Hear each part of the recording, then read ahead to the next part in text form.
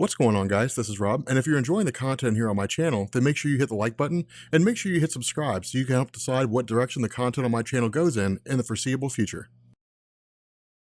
Okay, so as we get into Infinite Crisis, or really not Infinite Crisis official, as we sort of get into it, I'm gonna go ahead and roll this in as part of Infinite Crisis. We're just gonna sort of title it this way. Remember, we're covering Infinite Crisis because of the fact that this really gives us Superboy Prime, and it lays the groundwork for what happens with regards to like the Geoff Johns Green Lantern line of stories, going into like Sinestro Core War and all that kind of good stuff. Plus, it's just a story that I've really felt like doing, but I figure if I'm gonna do Infinite Crisis, like we're gonna go for broke. We're gonna do it all. We're really gonna swing for the fences here, and we pick up with what's called the OMAC project. Now, the OMAC project is essentially explained to us over the course of this particular story, but what we end up doing here is we actually pick up with a girl named Sasha Bordeaux. Now, Sasha was one of these characters who's relatively new, or I guess really who is new relative to the creation of this story. So she appeared in Detective Comics 751, I think it was, in 2000, and she was one of those characters that DC brought in and then just didn't really know what to do with her. I mean, it was one of those weird situations because at the time, DC was toying with the notion of like Batman having a love interest, and that's kind of been an on again, off again thing. It's always been the idea that maybe Bruce Wayne will find love and he won't be so mean and brooding and so on and so forth. But people love the mean and brooding Batman. They love that version of his character, and so because of that, Sasha was shuffled out pretty fast in the sense that she was basically kind of rolled over into Checkmate. Now, at the time, Checkmate was essentially a governmental organization that was similar but a little bit different from Marvel's Hellfire Club, in the sense that where Marvel's Hellfire Club exists behind the scenes to more or less try to influence and take over the world, Checkmate does not serve that purpose, but they are similar in the sense that their ranks are modeled after chess pieces: black kings, black queens, white queens, so on and so forth. Now, of course, with really much like the Hellfire Club, the Black King is like the top person in Checkmate, and of course, right now in this story, the Black King is Maxwell Lord. But this story takes place immediately after the death of Blue Beetle, and so Sasha, alongside a handful of others, are basically tasked with taking Blue Beetle away. Now, because of the fact that Sasha had spent some time alongside Bruce Wayne, because she had basically been his bodyguard, because she had been the one to deduce his identity after basically, poking around and noticing how often Bruce Wayne was staying out late at night and suddenly putting two and two together, the idea eventually came to her that as part of Checkmate, she wasn't really rank and file, which is to say she didn't believe wholeheartedly in their ideals, but there was a measure of loyalty in the sense that her life was basically on the verge of being lost, and Checkmate brought her back from the brink of death. And so because of that, she had loyalty to the organization, but under the direction of Maxwell Lord, Checkmate had become a far more sinister organization. Now, the other half of this is that Maxwell Lord had basically come into control of something called it was like Brother Mark 1. We're going to refer to it as Brother 1 for the time being, but the fact remains that Maxwell Lord had come into control of this. And what ends up happening here is Maxwell Lord basically just begins using Brother 1 for the purpose of monitoring all the superheroes across the world, specifically monitoring the members of the Justice League. Now, the reason why this happened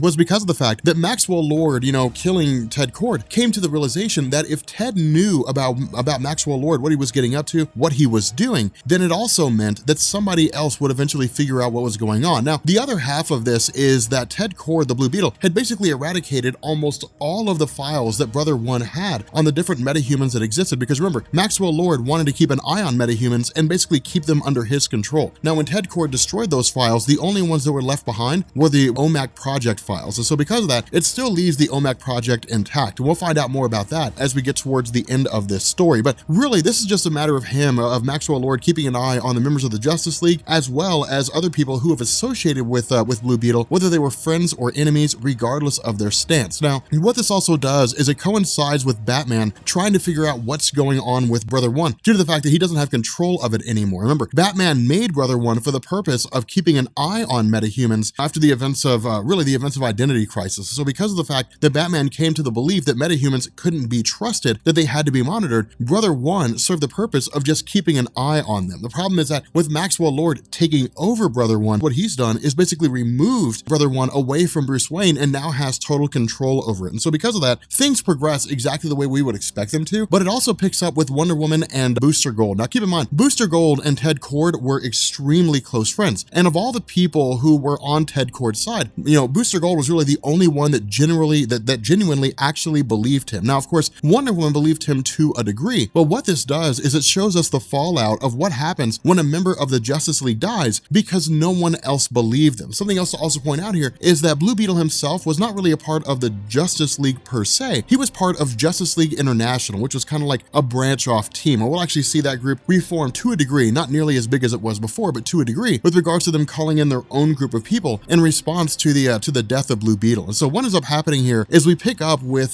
Sasha when she's basically sent on a mission by Maxwell Lord. But what she does is she takes the goggles of Blue Beetle and she mails them to Bruce Wayne. Now, of course, the crazy thing about this is that when Alfred comes downstairs and initially goes to give Batman the package, he kind of blows it off because in his mind, the biggest concern is what is he going to do when the world finds out that he no longer has control of a massive orbital satellite system designed to monitor metahumans? What's going to happen when the Justice League realizes that he doesn't control that anymore? More so than that, what happens if the person who does control it decides to use it for nefarious purposes? And so because of this, he's basically just kind of hounded by Alfred and eventually opens up the box only to realize that it came from Sasha. And when Sasha basically says, you don't control Brother Eye anymore, it's also met with the goggles of Blue Beetle, which is Batman basically learning that Blue Beetle has been killed. And so what happens is, of course, the most likely scenario, the most likely fallout, when Batman goes to visit the rest of the Justice League and tells them what's going on. Now, of course, Booster Gold freaks out. And the reason why is because Booster Gold says, look, this is your fault. Blue Beetle came to you and said, there's something going on here. Somebody's doing something behind the scenes. I'm trying to figure out who broke into my warehouse. I'm trying to figure out what's going on with all this. Batman had a general idea of what was going on, but didn't say anything. He didn't speak up. And so in the eyes of Booster Gold, Batman's refusal to act resulted in Blue Beetle's death. Whereas if Batman had told Blue Beetle, look, here's what I think is going on. Let's just go ahead and put our minds together. Let's put two and two together, combine our resources and see what we can come to, which would have likely resulted in the rest of the Justice League getting involved and would have seen the survival of Blue Beetle. Instead, Batman's refusal to help resulted in the death of Blue Beetle. Now, the other half of this is the rest of the Justice League. Wonder Woman was more or less patronizing when Blue Beetle went to go see her. When he said, hey, look, here's what I think's going on. She said, well, that's nice. Come and see me when you have some more information. She said it in the nicest way possible, but she more or less blew him off. Martian Manhunter, the exact same way. Superman, the exact same way. Hal Jordan, all the other superheroes blew off Ted Kord and assumed that he was basically going on a wild goose chase. Of course, he was onto something. It resulted in his death. And so they're all experiencing their own measure of guilt. But the other half of this is that we're also starting to see infighting among the Justice League, more so than we were before. The Justice League has always kind of bickered. They've always argued to a degree. And that whole, dichotomy between the different belief systems of all the different characters is what makes the Justice League so interesting, because Wonder Woman's a warrior, Superman is the moral backbone, Batman is the detective. Everybody has something different to offer to the team, but they all come to the Justice League with their own experiences guiding the way they view the world. And so because of that, they bump heads. They don't necessarily see eye to eye 100% of the time. There was a time when they did, but that was 1960s DC Comics. Now it's more realistic, it's more grounded. And that is a theme that I want you to keep in the back of your head as we end up going more into Infinite Crisis, because what we're going to find out is the return of Superboy Prime, the return of Earth 2 Superman, the return of Earth 3 Alexander Luthor. It's not altruism. They look at the modern day superheroes and say, you've fallen from grace. You are not who you're supposed to be. And it's really going to be a Geoff Johns meta commentary on the state of DC Comics at the time that this story was written, when he was basically using Infinite Crisis to say superheroes should be stories that are uplifting, stories that are cheerful, stories that give people a reason to look to the sunrise, not stories that are dark and are brooding and make everybody feel miserable about their lives. They should be a welcome escape, not something people feel like they kind of have to read, and darkness that ends up following their path. But regarding this story, regarding the events that are going on right here with the OMAC project, with Sasha coming to the realization that Maxwell Lord knows that, Batman had gotten a hold of these goggles, her idea is that it's only a matter of time before Maxwell Lord traces it back to her. And when that happens, the question becomes, what goes on next? Now, what this also does is it basically coincides with Maxwell Lord having a woman by the name of Jessica Midnight execute the other members of the Checkmate organization. Now, this is a twofold step by Maxwell Lord. The first is to basically impose his will on those around him to solidify the fact that he's not someone to be trifled with. The second is to consolidate power unto himself. And that's one of the reasons why Maxwell Lord was so interesting, is because when you look at him, there were a lot of allegories to, like, Hitler, for example. The Knight of the Long Knives, executing the head of the brown shirts, brown coats, whatever they were, executing all those guys and then consolidating power under the Nazi party. At the same time, Maxwell Lord does something similar. Now, it's not to say that Maxwell Lord and Hitler are the same thing. What Hitler did is something that's been seen time and time time again by ruling people. It's not uncommon. It's not uncommon for someone to go in to have allies in order to help themselves, take some measure of power and then kill their allies and usurp their territory. That's not an uncommon thing. That's happened all throughout history. And what DC does with Maxwell Lord is they take that exact same concept and roll it in here. Now, of course, the way that Maxwell Lord does this is by virtue of his ability to dominate the minds of others. Now, Maxwell's ability to manipulate minds is not like wholesale telepathy, right? It's not him just going in and just saying like, I have total control of your mind. It's really more akin to like what the Purple Man does, in the sense that where the Purple Man puts off pheromones and basically issues commands and people just can't resist it, Maxwell Lord is much the same way, but it's really a lot of mental control that goes in there. The issue with this is that Maxwell Lord's ability to dominate minds is contingent based on the mindset of the person that he's dominating at the time. So a fully powered Superman, 100% cognizant of his surroundings, focusing only on Maxwell Lord, would not be as easy to dominate as the Superman that we'll see in this story when he is dominated by Maxwell Lord, because his focus is kind of in different places at the same time, and he's in a relatively weakened state in terms of where his mind's at. But the fact remains here that under the control of Maxwell Lord, Jessica Midnight kills all these different heads of the houses. At the same time, Maxwell Lord says, now we're going to frame her for this crime. And this is how Maxwell functions. That's why he's such a great, charismatic guy. That's why a lot of people love his character, is because he's just so cruel, man. Like, he's just so mean. The Big Lebowski, he's just mean, man. Like, it's crazy how it all comes down. But the fact remains here that this is really, again, Sasha's loyalties being tested, to the sense that she doesn't believe that she can be someone that can truly ally herself with Maxwell Lord or his ideologies. And so what ends up happening here is she basically calls a one-on-one meeting with Bruce Wayne. But what happens is the entire scenario is seen by Maxwell Lord. Now, the reason why this matters is because of the fact that by virtue of her act, manipulate Maxwell Lord to make him believe what she wants to believe, just by virtue of engineering circumstances in her favor, Maxwell Lord had no reason to believe that Sasha Bordeaux was against him. But with this revelation, he now knows that she is. And so what happens is we start seeing the implementation of these OMACs. Now, the OMACs, and I wanted to kind of wait until we got to this section to basically run over this, the OMACs are basically cyborgs, but they're inherently human. And what happened is that somewhere along the line, basically individuals started having nanomachines planted inside their bodies without them knowing it. And so what would happen is, under the direction of Maxwell Lord, by activating, the OMAC protocol, these individuals, their nanomachines would effectively manifest. They would take on a cyborg form, and then they would just operate according to whatever it is that Maxwell Lord tells them to do through the Brother One system. And so because that, when these individuals become OMACs, they have no self-will. They have no free will, no self-determination. They simply do as they're told. And so what happens is, of course, Sasha is basically taken by Maxwell Lord, and then Batman fends off as best he can. But of course, against these OMACs, Batman can only do so much. And so of course, he's rescued by Superman, and that's really that. But at this point, it's basically everybody kind of rallying around this idea that Blue Beetle had died and how they're reacting to it, specifically with the return of Guy Gardner. Now remember, because of the fact that Booster Gold and Blue Beetle, along with a handful of the other minor superheroes, all served on Justice League International, they basically formed a kind of brotherhood of sorts, in the sense that whenever one of them is in danger, they will all respond if at all possible. And so because of this, with the death of Blue Beetle, Guy Gardner's response alongside Booster Gold is, we have to go find out who it was that killed them. More so than that, they actually tell Wonder Woman to stay out of it. And the reason why is because in their mind, they're like, you're part of that Justice League, you're not part of our Justice League. Now, this is a in-comic kind of allegory for the way that fans viewed the Justice League at one point in time. And the reason why is because, remember, after Crisis on Infinite Earths, there was no traditional Justice League. Batman, Superman, Wonder Woman, The Flash, Green Lantern, so on and so forth. There was Justice League International. It wasn't until 1998, some 13 years after the events of Crisis on Infinite Earths, that we got the return of the Justice League as we knew them. But the idea here was that the members of Justice League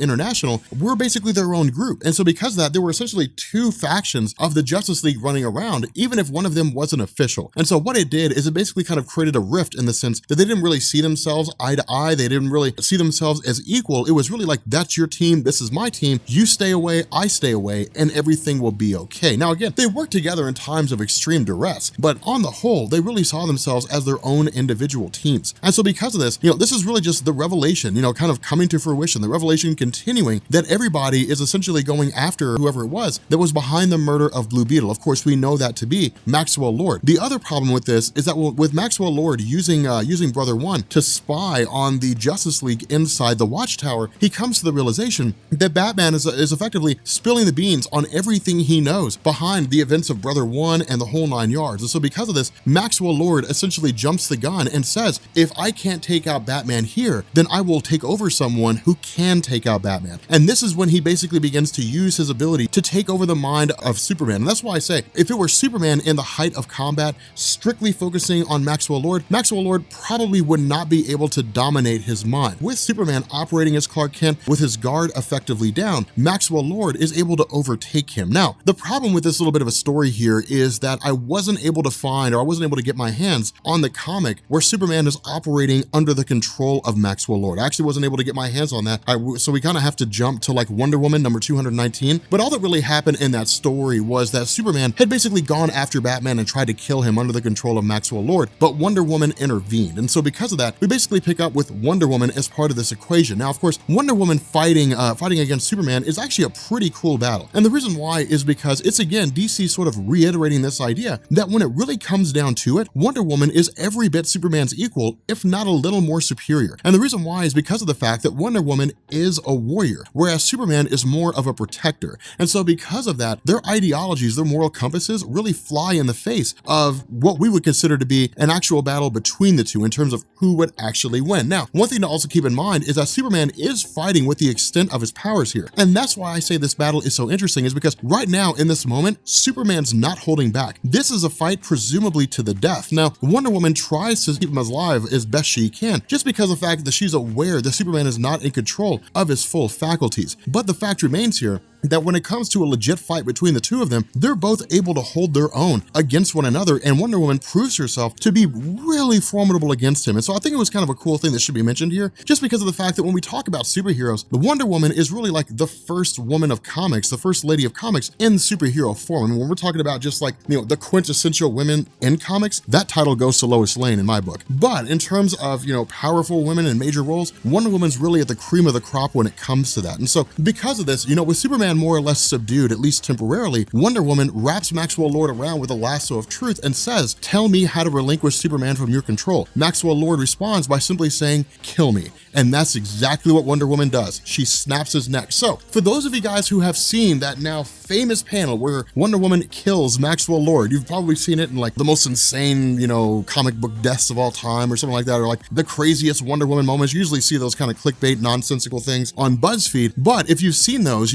in anticipation of the Wonder Woman movie, this is where that comes from. This is why that happens, because Maxwell Lord literally says, once I take control of a person, they're not free unless I want them to be free or unless I die. Now, this is really where the rift in the Justice League comes into play. The reason why I say that is because within the Justice League themselves, even within, like Superman's mantra, killing is a no-no. The only time it's okay to kill is if there's absolutely no other choice. Now, in the eyes of Wonder Woman, there was no other choice. It was the only way to free Superman from Maxwell Lord's control. But that's not necessarily true. Wonder Woman could have knocked him out. Wonder Woman could have, knocked out both Superman and Maxwell Lord, taken them back to the Watchtower or taken them back to Earth, and then turned around and said, okay, look, we have to find some way to reverse this. There were different roads that could have been taken according to Superman, but in Wonder Woman's mind, that was not the case. She was thinking in the moment. Not only that, it was also a little bit of revenge. She looked at this and said, this is the man that killed Blue Beetle. Now, I would go as far as to say that Wonder Woman was making up for what she perceived to be her failure as a superhero. In the moment of truth, when Blue Beetle came to her and said, I need your help, she wasn't there to help him. And so in a lot of ways, I would consider this to be a scenario that plays out where she basically says, hey, look, this seems to be me just kind of helping him out, making amends for the fact that I wasn't there when he needed me, basically getting vengeance. The problem with this is that with the death of Maxwell Lord, the King is Dead program is activated, and Brother One basically transforms himself into Brother I and becomes fully autonomous. Now, we don't initially know this is the case, and in fact, as the reader, the only thing that we have to believe is that there was some kind of fail-safe program that was activated, that for whatever reason or in some form or fashion, that Brother One was basically monitoring the vital signs of Maxwell Lord. And with Maxwell Lord dying, that the program was then activated. But in fact, we're actually going to learn that's not the case. But switching back over to Sasha Bordeaux and Jessica Midnight, because of the fact that Jessica Midnight was being held prisoner after being framed by Maxwell Lord, or really being forced by Maxwell Lord to kill those members of Checkmate, as well as Sasha Bordeaux, who was caught red-handed leaking information to Batman, the two of them basically engineer their escape. And this is when DC begins the process of sort of offering some new standing